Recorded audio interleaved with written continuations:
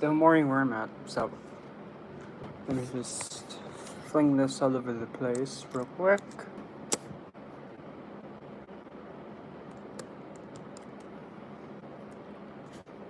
Come on. Badoof. There's one.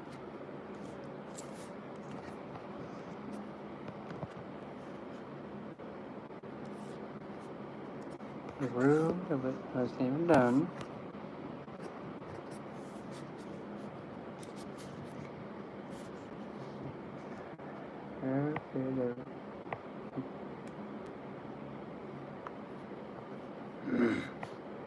No. I'm so close, about to be flinging this phone off a cliff. So close, but so far away. Okay, I think this thing's behaving now. Hey, Kayla. So yes, since I'm probably gonna be here with no noise, no nothing for some time, I figured might as well have an open floor Q&A, and I don't have my cards with me, so I can't read it that way. So I guess I'll just float around and just have another open floor. And if anybody has like any astrology placements in their chart that they're like, what the heck does this mean? Just let me know. Like, what does it mean to have X planet in X house, or what have you? So, that's gonna sound weird if I put it that way. Let it loose, not hang loose. Sigils, usually when you first activate them, they're usually always active. However, if you want to increase like the sigil's potential and like it's how do you put it? If you want to actually charge and activate it, usually when you first create it, like the master sigil, usually when you activate that one's always active. So to make sure that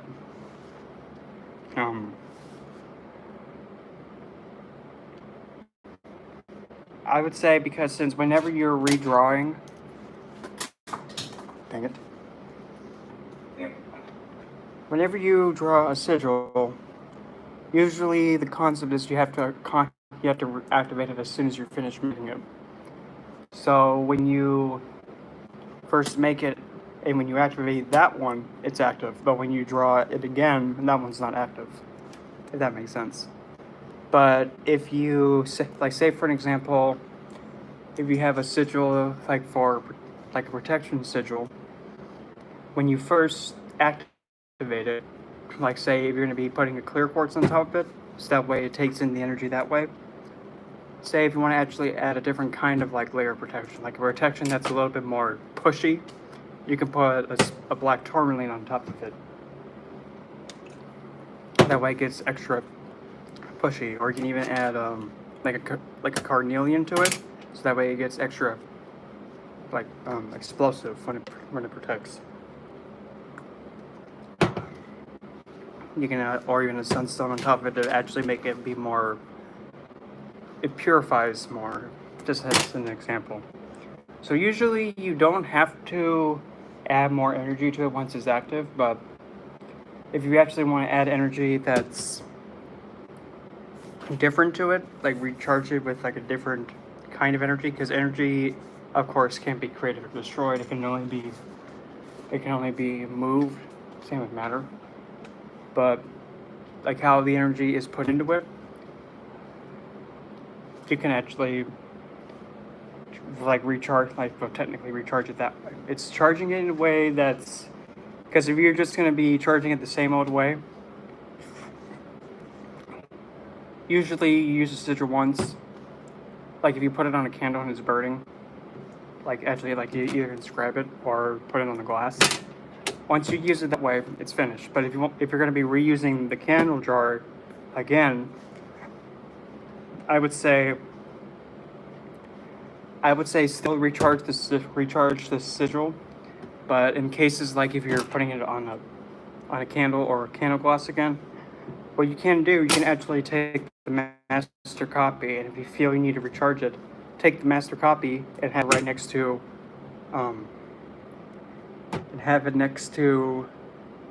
or somewhere close by, or where you have that candle jar, because if you're going to put a crystal in the candle jar, it's going to go. So have the master copy in somewhere where you can see where the crystal is on top of the sigil, charging it, and then the candle jar having it on the glass. That'll actually charge the sigil, and then it'll just transfer over to that one because it's identical. If that makes sense. It's very logical. If this, that, and that.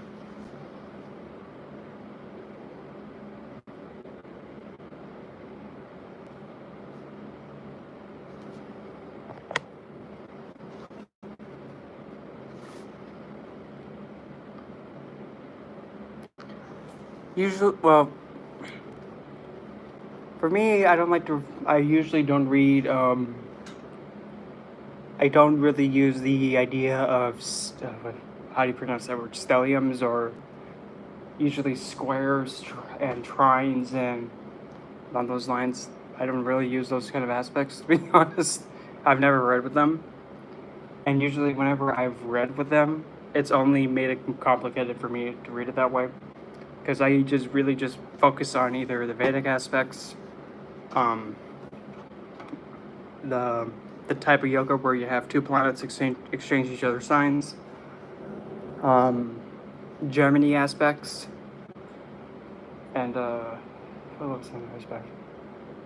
The unique aspects that Mars, Jupiter, and Saturn have. Same with Rahu and Ketu. Those are really the only aspects I actually look at. And also sign aspects too.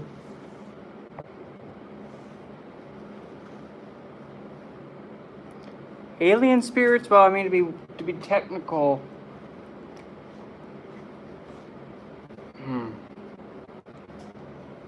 spirits that are of like, how do you put this? They're like considered, I believe the term is starseed, and along those lines, to me.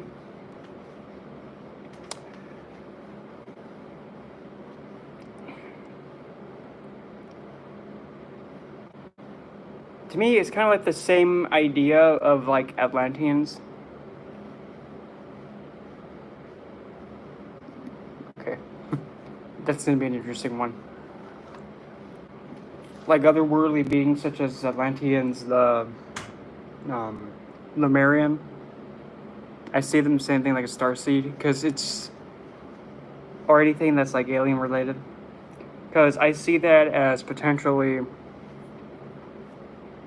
it's theorized, the best say it, and there's not really, I mean, they do exist because somebody is actually putting their, they actually have like some sort of connection to those types of people and their origins, or those beings. So they do exist, but for me, I haven't experienced them myself, because I just haven't gone towards that way yet.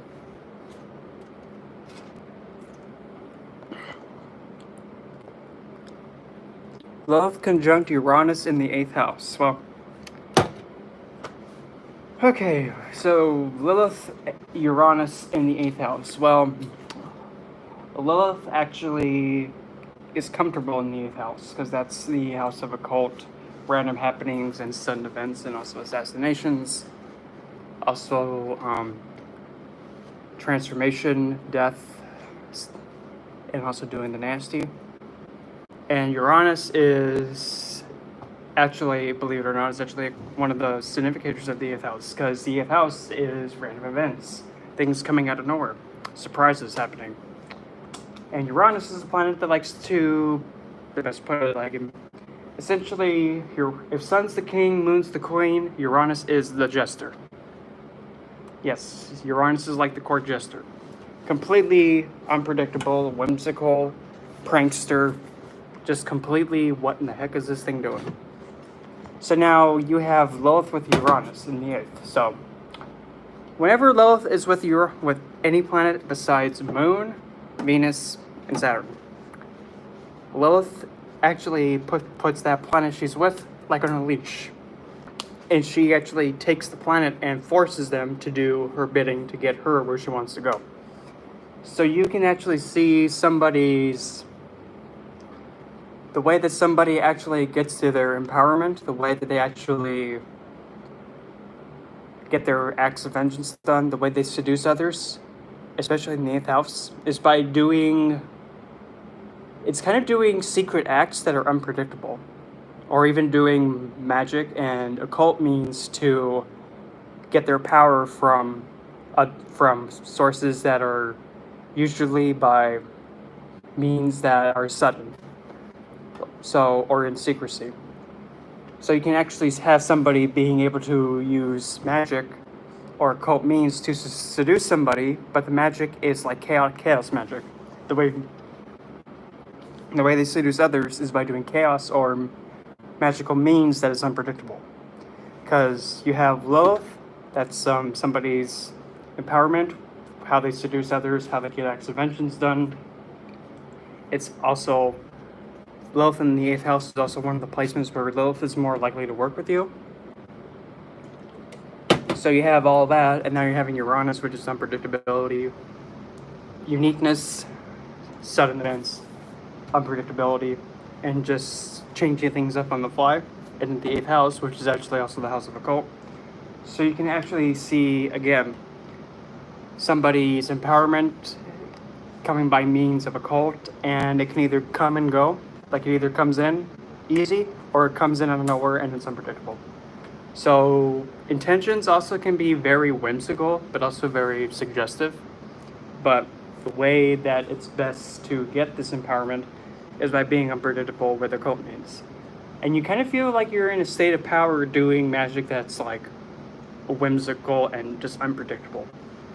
And it's kind of also like in the same way gambling too, because Uranus is like he's a mixed bag. You never know what's going to come out of him. Just like gambling. So like you can even also say that somebody gets empowered by gambling, taking a gamble. And also if they practice magic that involves luck, risk, that can also be a way that they get their empowerment too. And by gambling or taking risks a lot more, they can actually be more empowered and pretty much being able to seduce others if they gamble. Kind of showing like they have more of a daredevil personality, if that makes sense. But to best put it, it's a really captivating and tempting position. Just gotta make sure that you don't over gamble and over take risks too much. That's the only thing you gotta be careful with that placement. Moon, Sun, Venus, and Neptune, and Mercury, but Venus and Sun both at 20. Okay.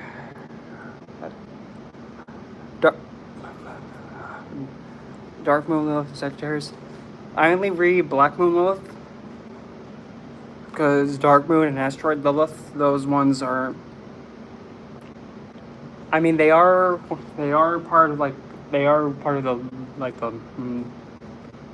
are how you can read some aspect, like how Lilith in some stages do affect your chart, but the Black Moon Lilith has the most pull, if that makes sense.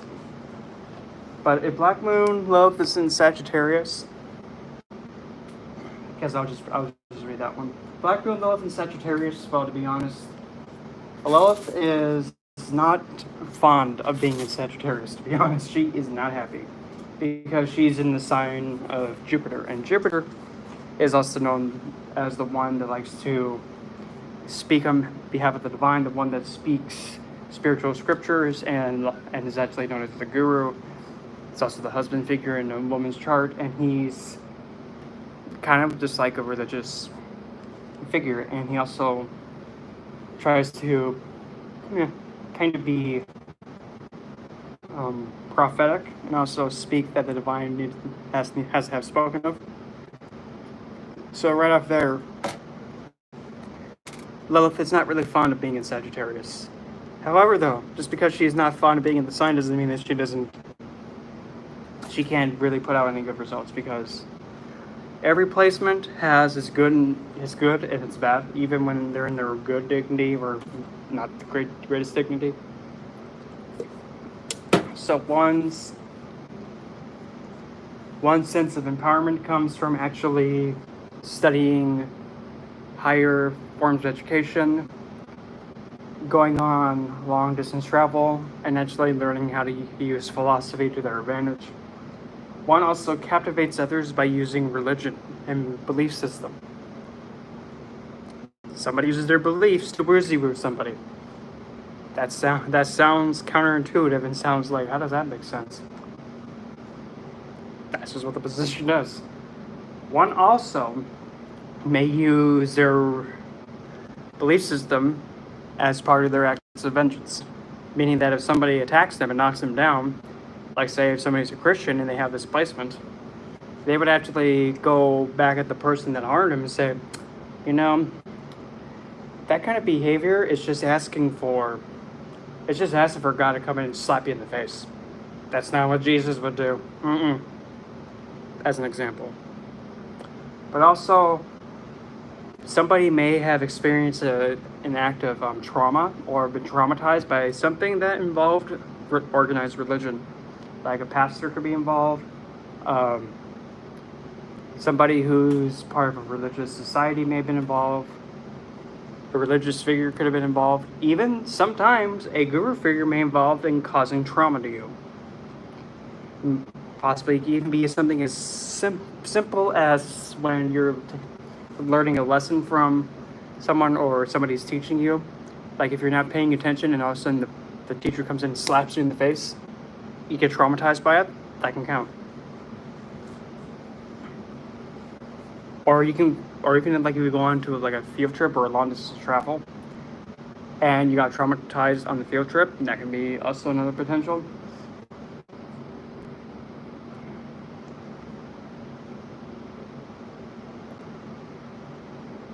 And usually, one also gets empowered by being able to have their own belief system and being able to have their freedom of choice. Because again, Lilith is a very independent being. She does not like being told what to do.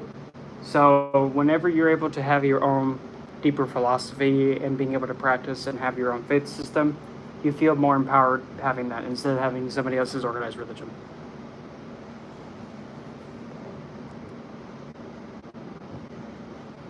Yeah, they're not Black Moon Lilith, Dark Moon Lilith, and Asteroid Lilith. They're not the same. They don't have the same energetic effect. But Black Moon Lilith is the one that has the most pull, if that makes sense. The difference between a demon and devil. Well, a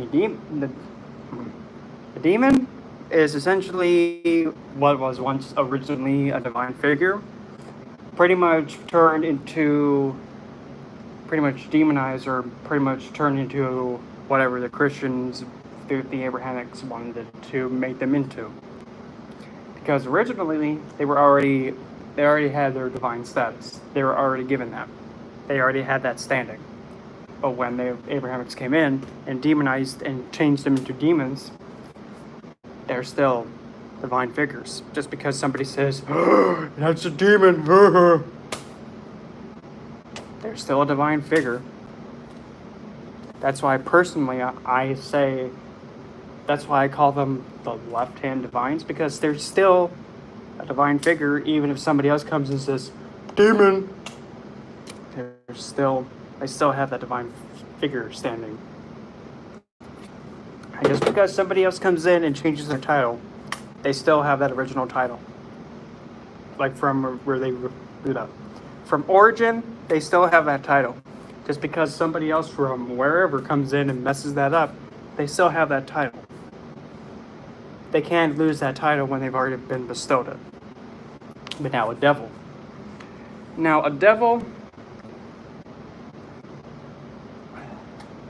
This is where it gets a little bit tangled up into when you're mixing how the Abrahamics came in and tangled this all up. Because what they did, they took a satyr like the Greek god Pan, and then they took I believe it's I'm trying to remember what mythology this came through. I think it was Arabian. I may be wrong, but there's an elemental spirit around in the Middle East that's known as an Ifrit or an Ifrit, and that's a fire spirit, and it's red skinned, breathes fire. It's an elemental that is a pyro. They took the satyr and then the Ifrit, smashed them together. There's the devil.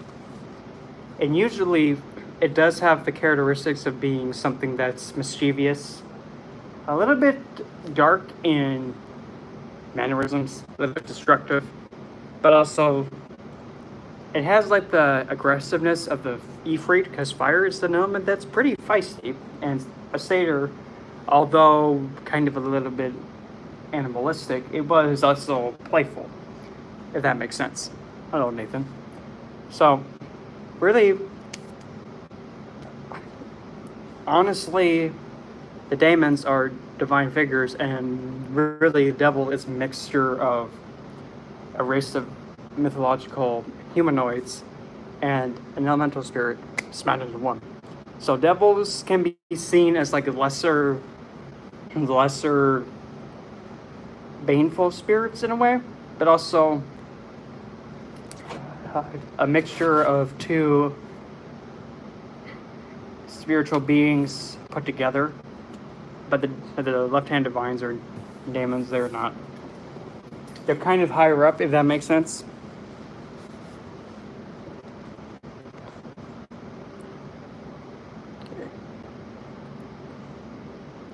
Lucifer and Satanas, they're different.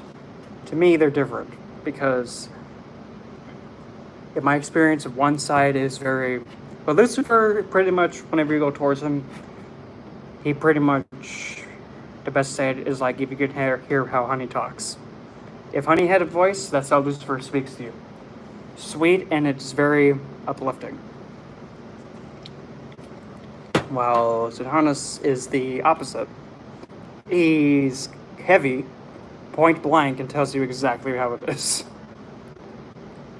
To a way that kind of makes you feel like, okay, I definitely feel grounded, and I definitely feel like I know that I kind of feel dumbfounded about how I should have gone about this thing and not even, feel like I didn't know what to do. Like, he brings reality to you.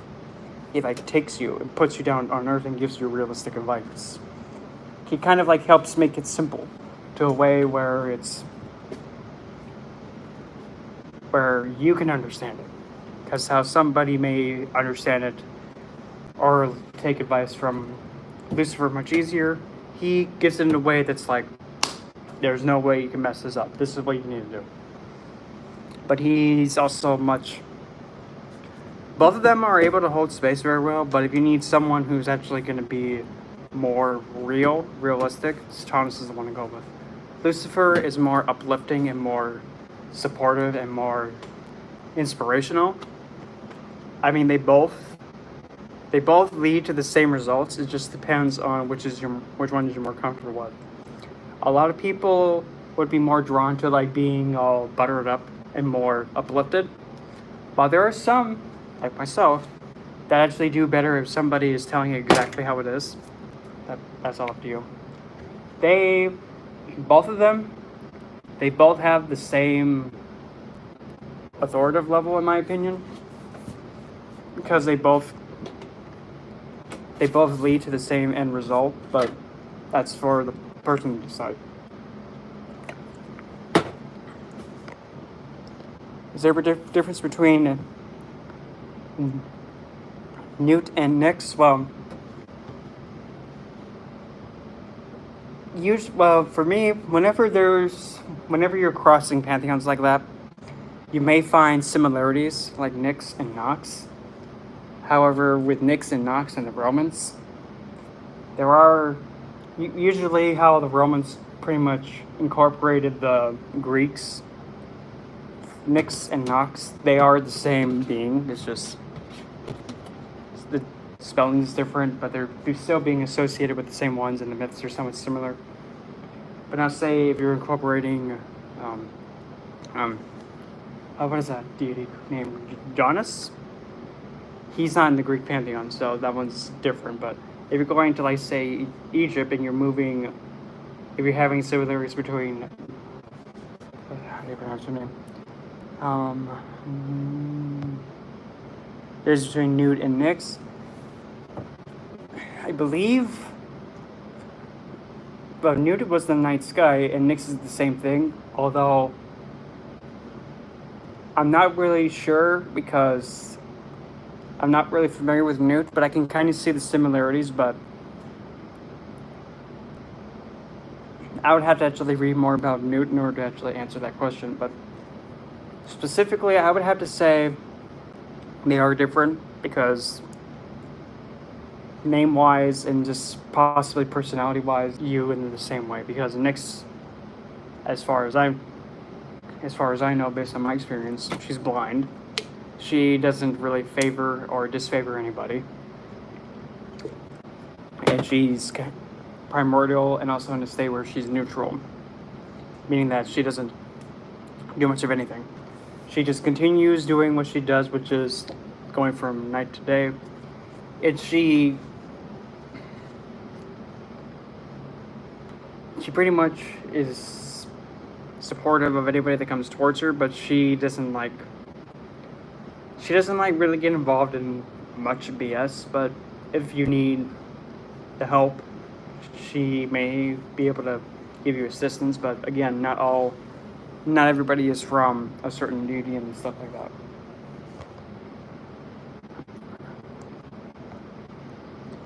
Don't know why you can't stop sweating. What should I do? Well, usually if you're sweating a lot, it can either be one, that could be a sign of being nervous. Two, if you're sweating too much, that can be a sign of heat exhaustion or potentially a sign of shock and clammy skin. Or that's also, again, either something that like anxiety or being overly anxious. Or that can also be potentially, if you sweat too much, that can be a sign that you may have a sickness or an affliction that your body's trying to get rid of. Because sweating is actually one of the ways that it's able to excrete out any kind of toxins, anything that's not supposed to be in the body, like a toxin or just something unhealthy. Sweating is one of the ways, but also vomiting and using the bathroom and all that, because that's getting rid of stuff in the body. So what I would suggest to do is just continue drinking a lot of water. Keep drinking a lot of water. But when you drink enough water, what your body does, it'll automatically just start getting rid of all the water that it doesn't need, and that'll flush your system out, just to be safe. But again, keep in mind, I'm not a doctor, I'm not a medical provider, and I'm not a medical practitioner, so that would be what I would do. Non-stop sweating, just drink a lot of water. But when in doubt, just make sure you ask of what you do by your primary physician. That would be the best thing to do.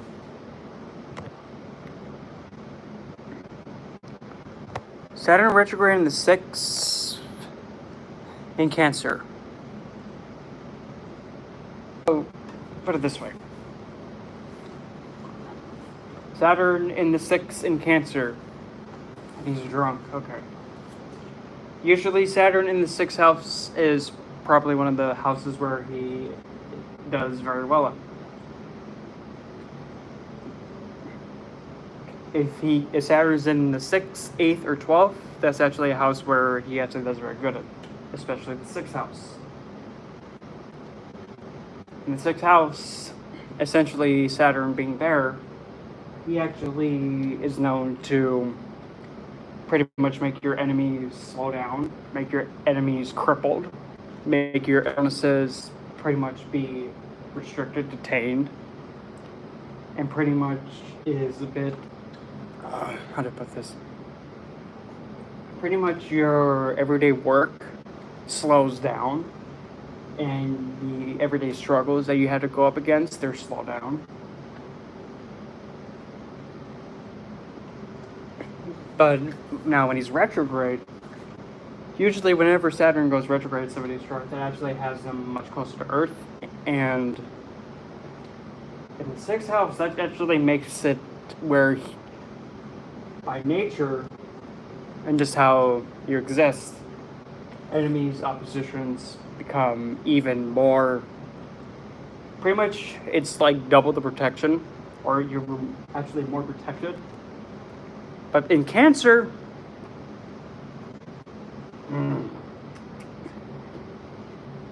well, Saturn in the sixth house of Cancer, that kind of shows that possibly mother figure may have been potentially,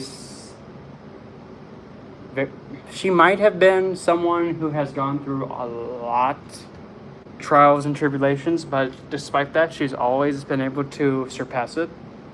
And no matter what happens, she's always been able to surpass any kind of opposition. And health-wise, she may have also been afflicted with a lot of sickness, illness, disease, but she's always overcome it somehow. She also may have also cheated death numerous times, because Saturn, with his third aspect, looks at the eighth house of longevity. And she may have lived a long life, or she has potential to live a long life. She also may have been a little bit pushy, or demanded a lot more effort from you to make sure that you're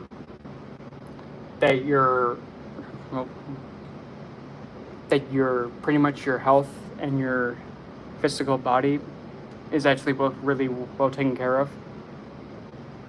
And she may have also been a little bit strict about how you handle losing your finances, pretty much donation, and how you give and you lose stuff. Like, say if you're donating a certain amount of money, or if you're like giving some stuff away, she could have been a little bit iron fist on making sure that you don't give away too much to other people that you don't need to give too much to. She may have been a little bit strict on making sure that you have yourself taken care of first.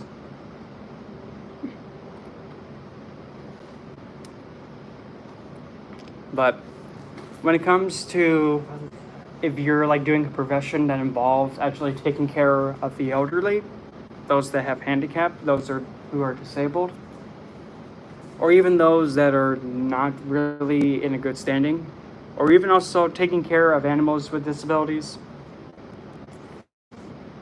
Like an example, if you're taking care of a cat that only has one eye, or it doesn't have any eyes at all, or is deaf, missing a leg, or any pet for that matter.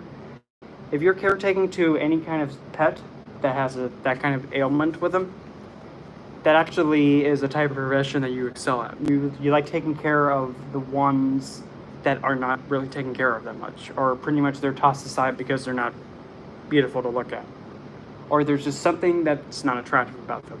And to be kind of a little bit just how it is, anything that is seen that has a disability, an ailment, or something that's just not normal and it's outcasted, that's the sixth house. It's anything that is in struggle, anything that's afflicted with disease, or anything that's not healthy or deemed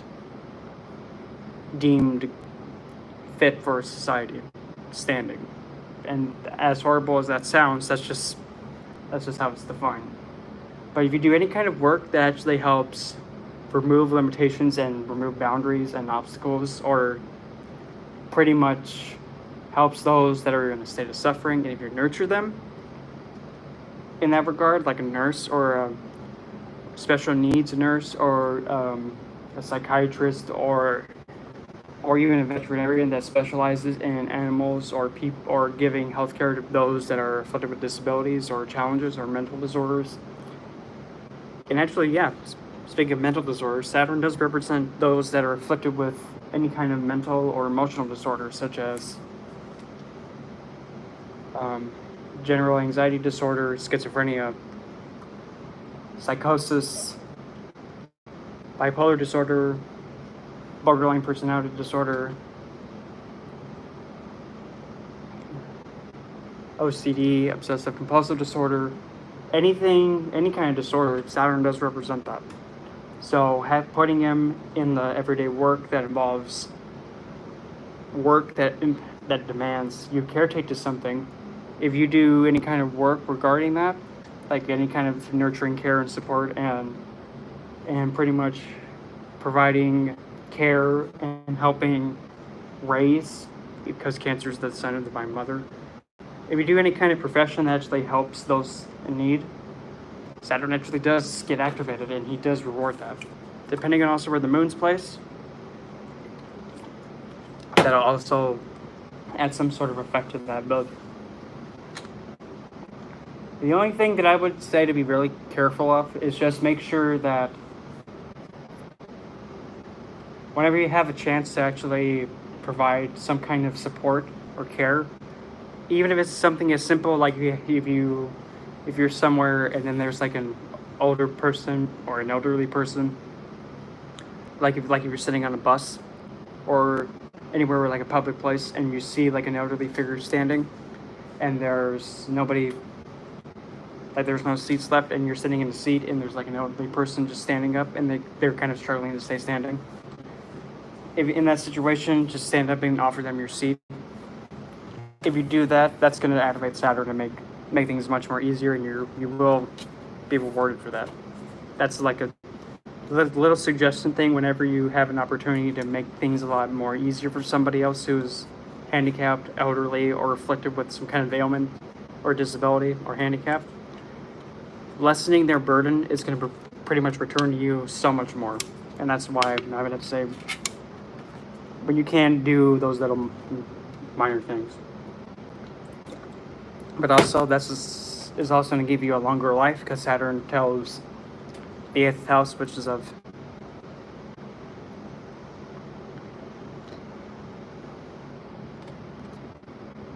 well, if it's the 7th house, then he has directional strength. Meaning that now, instead of it being struggle, is now the spouse figure is actually now intaking those qualities instead. Pretty much all that I just said, now the spouse figure is being given those qualities. It's the same thing, you just scooch it over. Except the spouse figure is now going to be very demanding on making sure you get your stay with your spiritual practices and making sure that you have a sense of morality. And a spouse figure is probably more than likely going to be somebody that is evolved, or it's the mother figure. But also the spouse figure is going to be fiercely, good Lord Lanta, fiercely devoted, that it, like, defies logic. And there's going to be a lot of karmic expectations and a lot of service being paid back to the mother.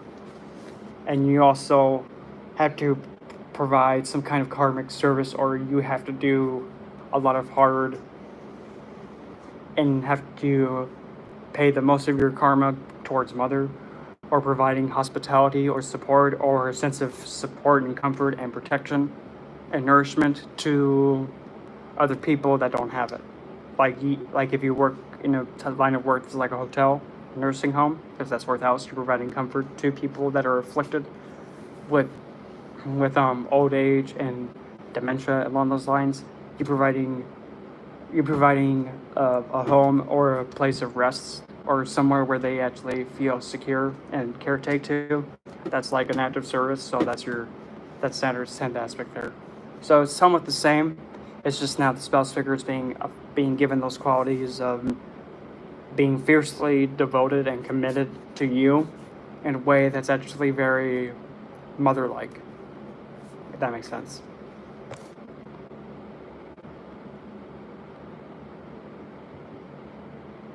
Alright, Rim, Virgo. Now, Virgo nowadays, well, if for like a Virgo sun, or like where in the Virgo placement? Well, right here, Enchantress. Now, there's one thing that I want people to really understand. And this is precisely why Saturn is my biggest fandom planet. Literally. Not because he's my ruler in both the Vedic and the Western chart. Because on the Vedic side, he's my ruler with Capricorn. On the Western side, he's my ruler with Aquarius. So either way, I'm stuck with him. But on both sides too, he's in my first house, retrograde. So no matter where I go, I'm stuck with him. I'm stuck with him either way I go. So I'm like, okay, I'm going to stick with him. But he's also with my moon, behind my moon by a mere 3 degrees. And he's also retrograde. And my moon is like point blank on top of my ascendant.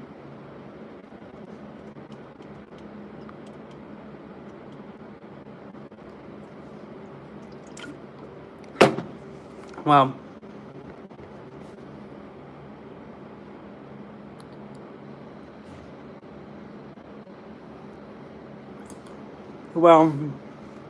the thing with Lilith, though, whenever Lilith is being aspected like that, Lilith does not, believe it or not, Lilith doesn't get affected by it. Because she, just like in, kind of like the same idea with Saturn, how Saturn's a very rebellious planet and doesn't like to get influenced. Lilith doesn't get influenced by aspects unless if she's like conjunct something. So like how Saturn and Mars was like kind of doing an effect on her, like square, trine, or anything along those lines, or even it's called opposition, but I like to call it like a mutual aspect.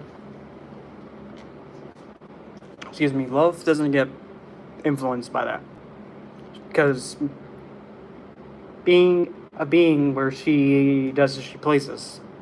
If something is trying to look at her and try and influence her, she's not going to be influenced by it. Exactly. Now I'll continue what I was saying in a second, dark changes. So, usually, like with the trine, square, sextile, semi-square, or along those lines, Lilith doesn't get influenced by that. Because if something is trying to influence her and try and mess with her, she's not going to get affected by it. But now, with Saturn opposition with Mars, or I like to put it, Saturn and Mars mutual aspect, because they're both looking at each other. You have Mars, which is a very feisty, explosive planet that likes to go face first and snap people's necks. It's also the Karaka representation of brother, health, and land, real estate. It also represents surgery, police officers, any kind of having to take physical action. And is also a funny enough representation on some kind of way of providing a sense of protection, and is also the ruler of ruler of Aries and Scorpio. It's also, believe it or not, in a excuse me. And believe it or not, it's also usually seen, Mars can be seen as usually the karaka of a husband figure for a gay male relationship, like two males. That's usually the planet you see for that. For me, no, I've always stuck with Venus, and it's always worked out just fine. But it can have that potential. And then you bring Saturn into this. But Saturn, again, is the planet that is rebellious. He is strict, he is blind, he is deaf, he is crippled, he's lame. He's also, believe it or not, the planet that is the most devoted, the most committed, the one that is sticking to no matter what happens. He's the one that also is the one that comes in and hits you upside the head for doing something stupid. He gives you exactly what you put out.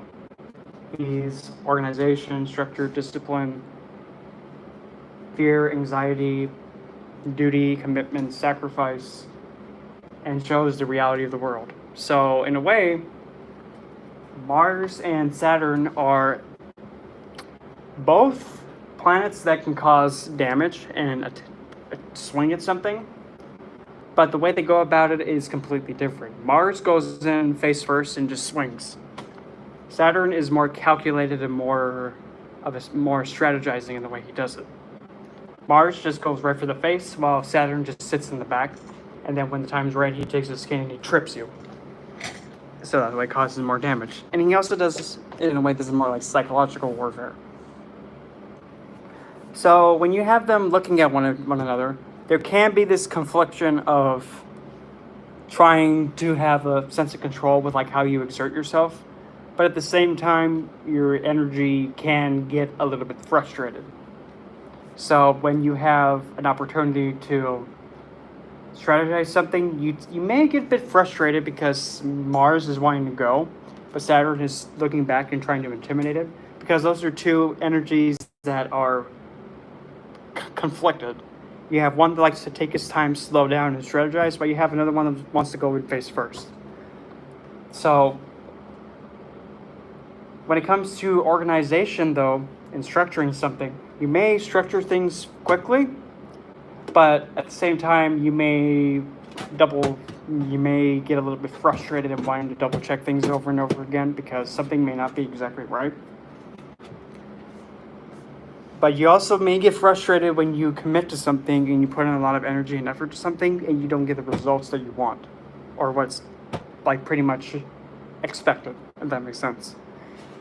But on the positive side though, on the big positive side though, if you're working under somebody who strategizes something for you and kind of like plans things out for you, you handle it just fine. You handle it just perfectly fine, because Saturn is also the servant. When you're under somebody, but now you have Mars providing. But if you're able to provide, like, essentially, like if you're working under somebody, they give you an action plan to follow and you execute it, you can execute it with no problem. Because you have the servant being given the energy, like from Mars. So being under somebody and they're giving you the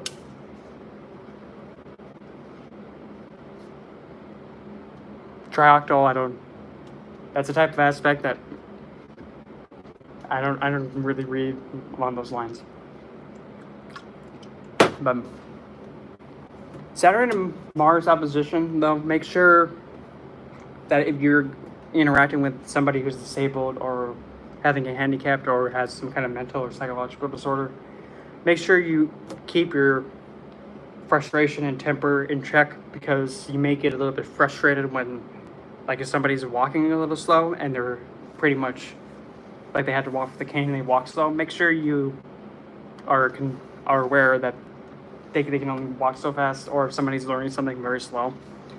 Be aware and keep yourself in check to not like table flip and lose your control over the top of them, because that's a potential thing that can happen. You may lose your patience with those that have some kind of affliction towards that. So be aware of that. It's not a bad placement. Just make sure you keep your frustration in check and understand that sometimes you don't have to really be pushy and have to have everything go too fast. Sometimes it's good just to take a moment to just to wait, be patient, or even help the person out if they're struggling. Not too bad.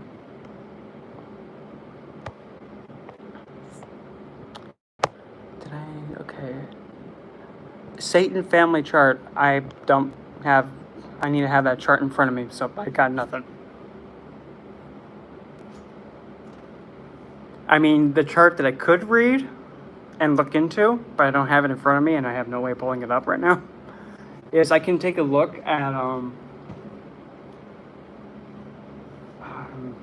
I could look up, actually, thanks for reminding me. I could read the chart of, what's his name? Anton LaVey, the founder of... I could read Anton LaVey's chart, the one that actually founded the original Church of Satanas. I could read his chart.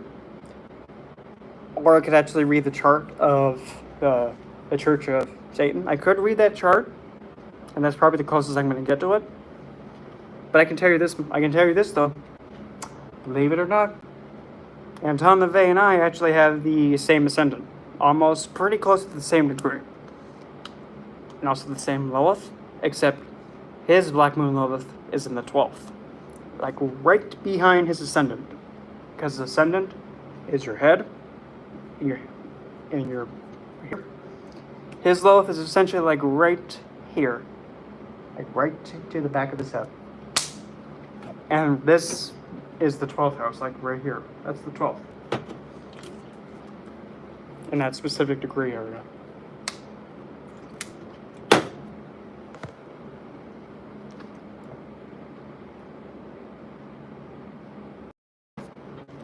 Lilith and Leo in the 4th house.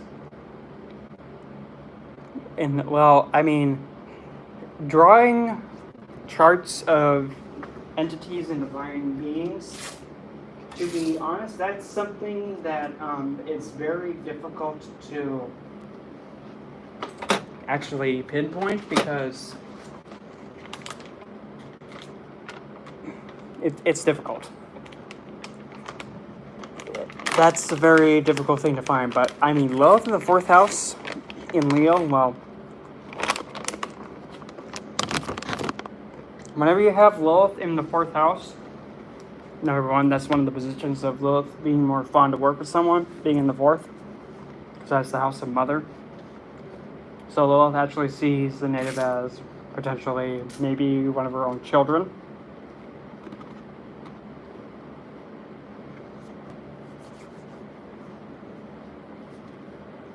Other figure can be somebody who likes to be wearing more darker colors. Mother figure can actually be someone who is heavily and very sought after and very desired for.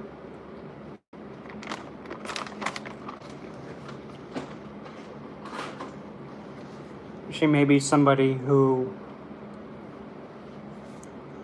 is very excelled in actually alluring other people and captivating other people into doing what she wants them to do.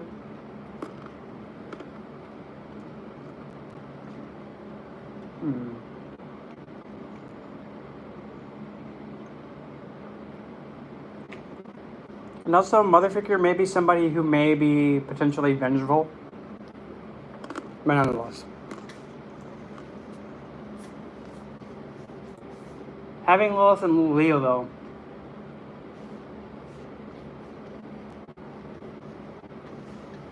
Lilith is alright in the sign of Leo. She's fine with it. It shows that the way that one's empowerment comes by pretty much being appreciated and given recognition, and pretty much likes being the center of attention and likes being looked up to. Pretty much all the Leo qualities, and they feels empowered by speculative gains, and also their own children too can also be that. But Lilith in the 4th and with Leo, mother figure can be somebody who is can be kind of self-centered and very self-confident and self-empowered. You may see potentially a risk of potentially having somebody's mother figure potentially being very narcissistic and put self first over everything else, but not neglectful.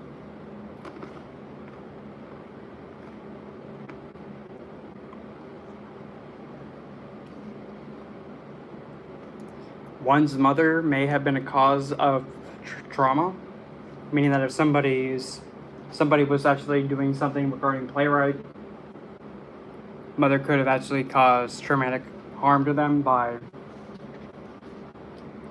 not actually doing what they were supposed to do. She potentially neglected them. That can be seen potentially with this. But also, one may feel more comfortable being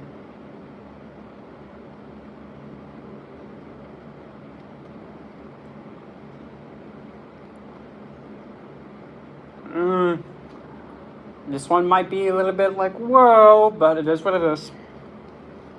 One actually may use captivation, seduction, and actually forms of captivation in a performing art that actually involves the home. So you can actually see somebody who's in a type of film industry with this placement. Unfortunately, it's not bad. It is what it is. It's not bad. It is what it is.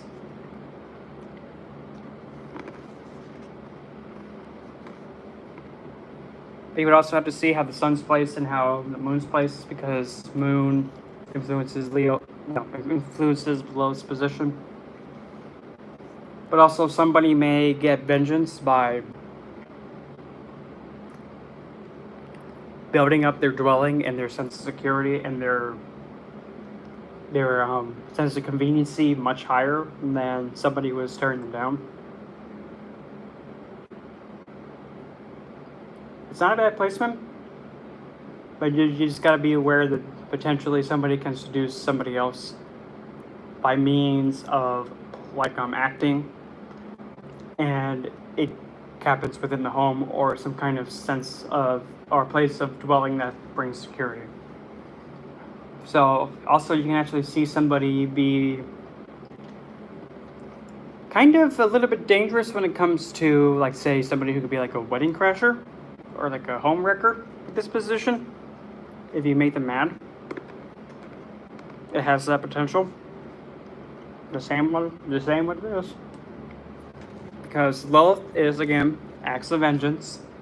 Leo is the king, or the royal authority figure, and fourth house is the home, sense of security, dwelling, conveniency, comfort.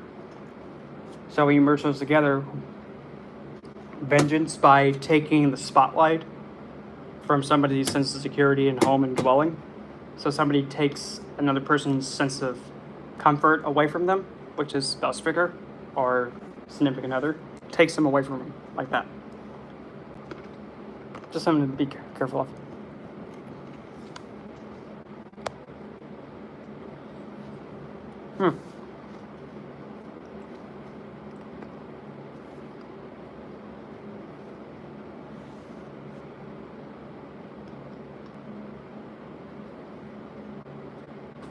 I got a piece of nut in my tooth.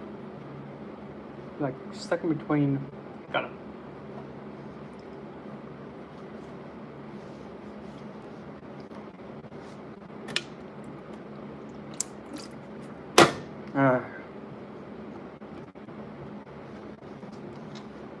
But going back to Saturn, my favorite hipster, one thing about he is essentially of all the planets, if I had to pick one to be stuck with for the rest of my life and I had to deal with,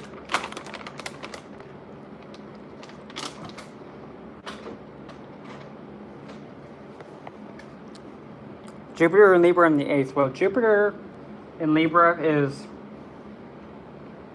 it's not a sign that he's pleased to be in, because Guru figure is not really fond. It's not really focused on having interactions and relationships with other people, because he's in the sign of Venus, which is also another guru, but the guru that is of the lower planes. And the 8th house, again, is the house of sudden events, occult, secrecy, sudden events, sudden lottery winnings, inheritance. So in this position, you can actually see somebody you can actually see somebody you being pretty proficient in guiding people in how to do occult means involving relationships. So kind of, in a way, also helping relationships that have secrecy in them and helping guide relationships that do have a lot of secrecy with them. And also, believe it or not, also being able to teach those that are coupled how to have a better, nasty life, if you catch my drift. Like an intimacy teacher. Because some people sometimes don't know how to get close like that to each other. Some people don't know how to get intimate, and it is what it is. Some people are just like, I don't know how to do this. I have no idea what I'm doing. And it's what it is. You can see that with this placement.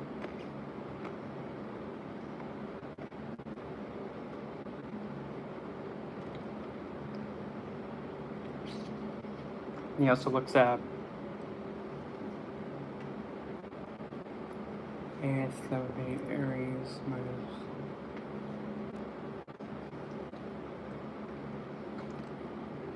But on the positive side, though,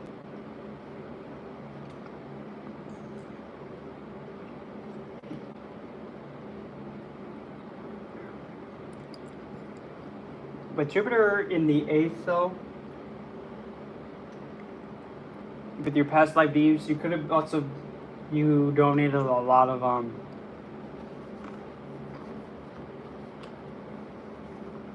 your time actually giving a lot of weight to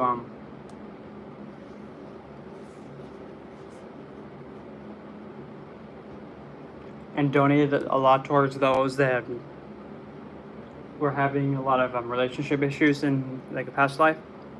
So Jupiter is actually helping bring that awareness to you, so you're actually able to provide much easier ways of having relationships get closer, because you donated past life a lot more of the mundane everyday to them. Like you actually could have been in past life giving a lot more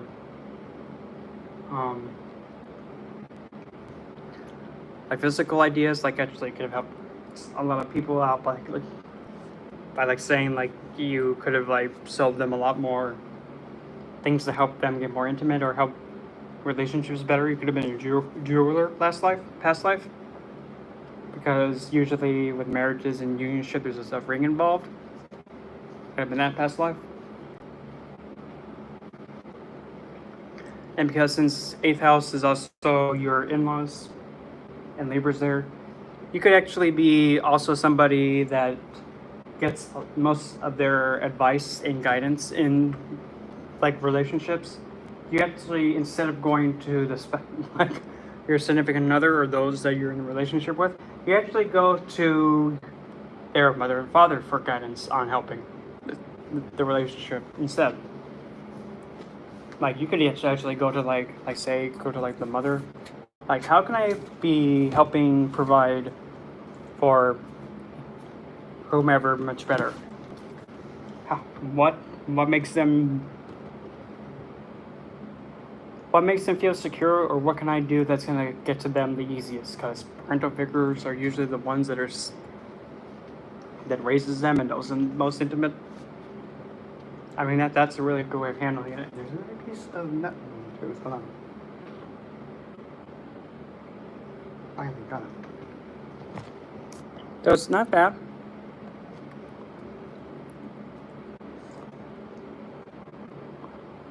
Now when you plop a moon in there, that shows that your in-laws actually are able to help you feel full. And when you have Moon and Jupiter together, that makes a nice yoga. A yoga of wealth, I believe. But in the 8th,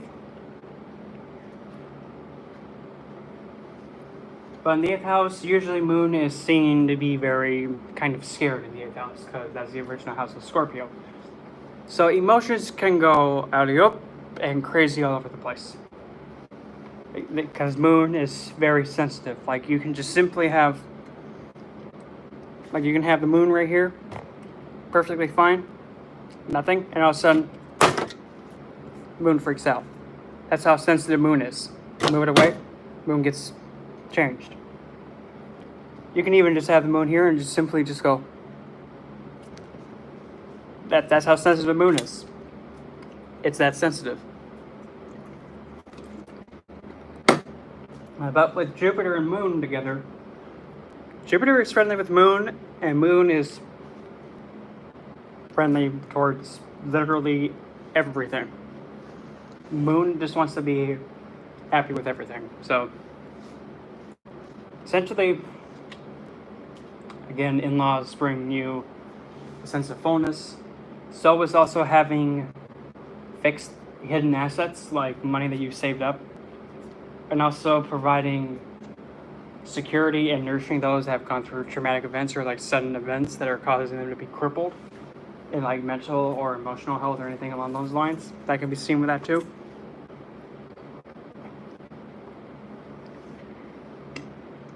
But also, since Moon is looking at the second,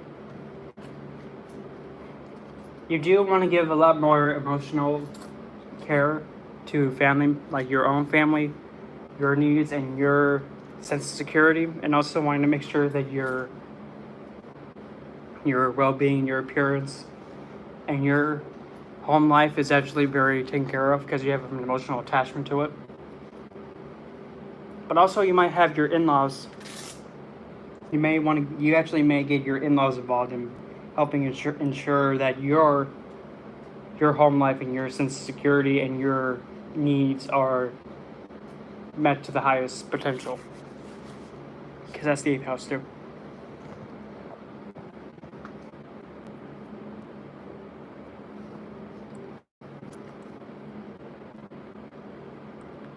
Well, with Vedic, they're usually the same. But for me, when I read Western and Vedic, I read them the same way. It's just when I get specifically into specific nakshatra points with both. I still read. Pretty much, I use the way you read Vedic for both Western and tropical. I read them both the same, except when it comes to, like, say when we get a little bit over fancy smanchy, when we decide to take like if somebody wants to have a composite chart done, and we actually want to get extra fancy and actually see the karmic stuff like the D9 of a composite chart, that's when we get really fancy and like a really like, oh boy, headache. But it can be done, and I've done it, and I've had a lot of good results from it. Because what you're doing, you have a midpoint between two people, and now you have a D1 with it. When you take the D9 of a composite chart, you see the luck, the unionship, and pretty much the dharma of a relationship between two people. You see how the couple advances together in marriage with the D9. Now, if you want to see the results of the D7, like what is the results of the unionship of the two, you pretty much make it look at the D7 of that. But now here is where it can get a little bit. This is because I've actually seen it when you make a Sesthiamsha of a composite chart, and that's the D60. It's like the final say of like a unionship of two. When you do a Sesthiamsha, a D60 of a composite chart, it can be very difficult to swallow, because once you see how the final say of a D60 is, right then and there, if it's not standing that well, you can actually see it's not going to bode well. Or you can actually see that you have a unionship of two actually having the support of the final stage, regardless of how it's placed and all that. But that's really advanced and really like mind-boggling though. But you can also see like what it's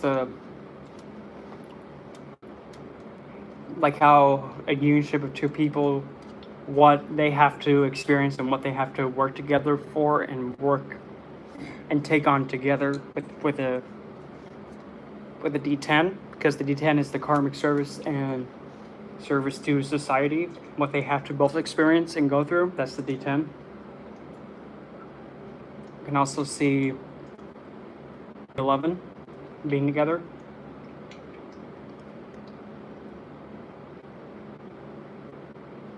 You can also see the home life between them with a D4.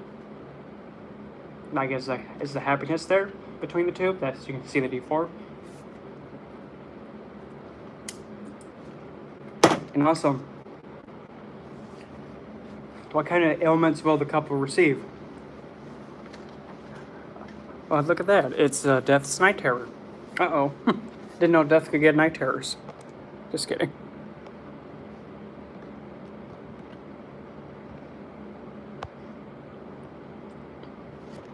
I would have to really see that the chart came up, and I don't have any means to actually look up the chart and put in any data right now. So, but it just usually the way that I see it is that tropical or western, it's best to see somebody's nature, like how their behavioral and how they think and how they act, and like how they interact with the world, because the tropical and western originally came from Vedic, and that's how they actually studied the weather and also the mating season cycle for the animals in their nature. That's what that was seen with the tropical chart or Western placements. While Vedic is actually seen as the reoccurring karmic thing that happens in somebody's life. So if you want to see somebody's nature, primarily you want to just look at the Western Vedic. The Western tropical. But if you want to see the stuff that there's going to be like a reoccurring and what they're going to be encountering, that's the Vedic. But usually at the bottom line, usually they say the same thing, just in a different way. If that makes sense. Get this cannon on my laptop. Right about it.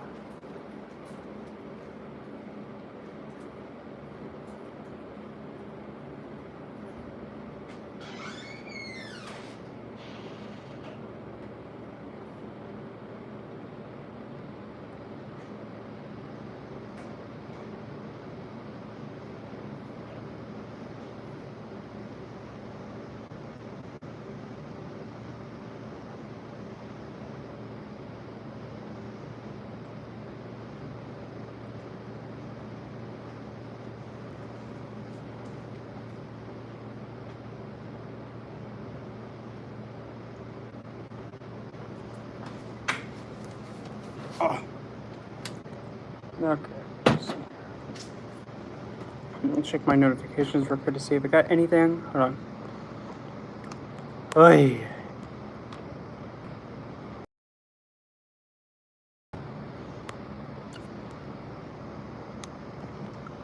Hold on. Maybe just 2 shakes.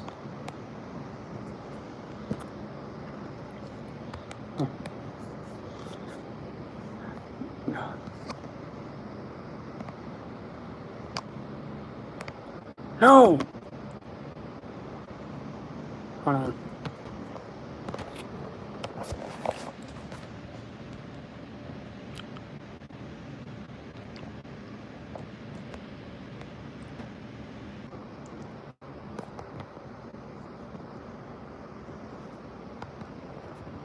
Just a second.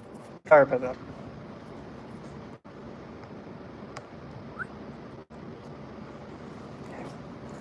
I'm live and hopefully...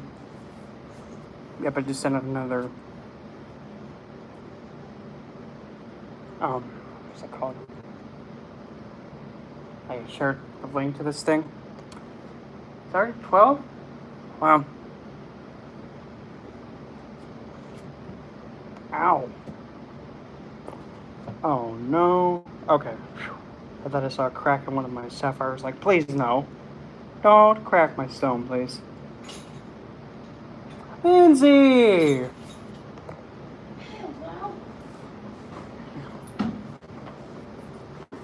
Hello.